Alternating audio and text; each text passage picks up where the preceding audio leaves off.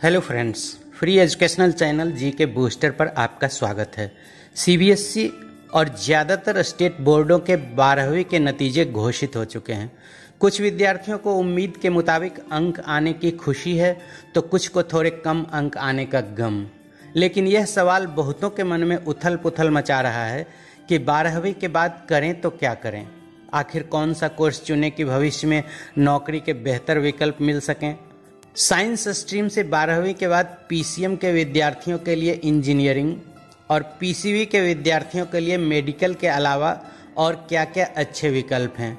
Arts या commerce से 12वीं पास करने वाले विद्यार्थियों के लिए ग्रेजुएशन लेवल पर जॉब ओरिएंटेड कोर्स के विकल्प हैं भी या नहीं। कई विद्यार्थियों ने हमारे पिछले वीडियोज़ पर कमेंट में अनुरोध किया था कि 12वीं के बाद के जॉब ओरिएंटेड कोर्सेज पर वीडियो बनाएं। तो आपके अनुरोध पर ही हम शुरू कर रहे हैं एक नई सीरीज़, जिसके पहले पार्ट में लेकर आए हैं साइंस स्ट्रीम के पीसीएम के विद्यार्थियों के लिए प्रसिद्ध कैरियर काउंसलर आशीष आदर्श की सलाह, जिनके कैरियर गाइडेंस देश के कई प्रमुख हिंदी अखबारों में नियमित रूप से छप रहे हैं और कई टीवी चैनलों पर भी प्रसारित हो रहे हैं।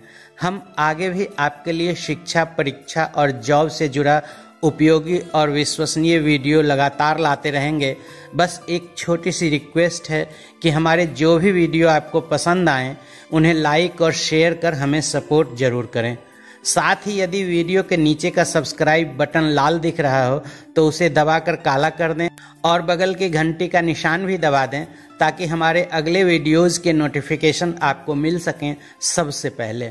तो सुनिए प्रसिद्ध कैरियर काउंसलर आशीष आदर्श सर की सलाह। और मन में हो कोई सवाल, सुझाव या शिकायत तो कमेंट में फटाफट लिख डालिए।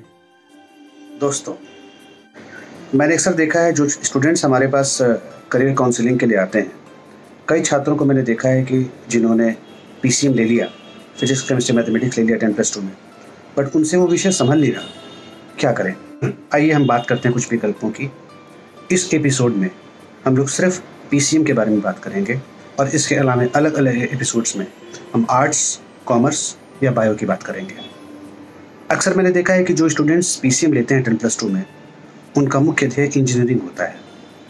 आपको मैं बता दूं कि अभी एक ताज़ा सर्वेक्षण के अनुसार हमारे देश में 11.5 लाख लोग ऐसे हैं जिन्होंने बीटेक किया हुआ है। यानी कहने का मतलब ये है कि हमारे देश में अभी 11.5 लाख इंजीनियर्स मौजूद हैं। परंतु दुख की बात यह है कि उनमें से केवल 4.5 लाख के पास जॉब है और बाकी के 7 लाख या तो उनके पास जॉब नहीं, या उन्होंने अपने इंजीनियरिंग की सारी पढ़ाई को किनारे छोड़ दिया और किसी और काम में लग गए। मेरे कहने का तात्पर्य यह है कि यदि आप ऐसा समझते हैं कि आपका साइंस या आपका मैथमेटिक्स विषय उतना मजबूत नहीं है जितना मजबूत एक इंजीनियर बनने के लिए होना चाहिए, तो वैसी स्थिति में आपको कुछ विकल्पों की तरफ देखना चाहिए। आइए हम बात करते हैं 5-6 वैसे विकल्पों के बारे में जिसमें आप जा सकते हैं पीसीएम 10+2 करने के बाद। B Arch, bachelors in architecture, यह एक बेहद ही उम्दा करियर वाला पाठ्यक्रम है। 5 साल के इस पाठ्यक्रम में दाखिले के लिए 2 तरीके हैं। पहला, NATA, national aptitude test in architecture, ये परीक्षा होती है जो काउंसिल ऑफ आर्किटेक्चर के द्वारा ली जाती है। दूसरा, जेई में अगर आपने पेपर 2 दिया होगा तो फिर आपका दाखिला बी आर्क में हो पाएगा। इसके बाद हम बात करते हैं एनडीए, नेशनल डिफेंस एकेडमी। अगर आपने 10+2 पीसीएम से किया है तो वैसी स्थिति में आप नेशनल डिफेंस एकेडमी यानी एनडीए में जाकर के करियर के साथ साथ अपने देश की भी सेवा कर सकते हैं। यूपीएससी के द्वारा ली जाने वाली साल में 2 बार ये परीक्षा होती है और इसके लिए आप फॉर्म भर सकते हैं। डिटेल्स रोजगार समाचार में प्रकाशित होता रहता है। कमर्शियल पायलट, यदि आपकी इच्छा हवाई जहाज उड़ाने की है तो कमर्शियल पायलट भी पीसीएम के स्टूडेंट्स के लिए एक बहुत ही आकर्षक पाठ्यक्रम है। लेकिन इसमें एक परेशानी ये है कि ये थोड़ा खर्चीला पाठ्यक्रम है और यदि आप इसको करने जाएंगे तो कम से कम 40 से 50 लाख रुपए का खर्च आ सकता है।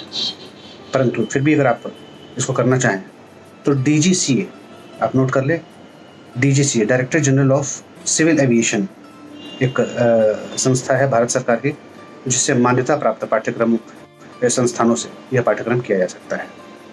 BCA, bachelors in computers application, एक बेहद उम्दा पाठ्यक्रम हो सकता है और ये खासकर उन छात्रों के लिए लाभकारी है जो आगे चल करके सॉफ्टवेयर इंडस्ट्री का हिस्सा बनना चाहते हैं। BCA करें, BCA करने के बाद MCA करें और उसके बाद कई कंपनीज आपका इंतज़ार कर सकती हैं। मैनेजमेंट का भी पाठ्यक्रम उसी प्रकार काफ़ी आकर्षक है।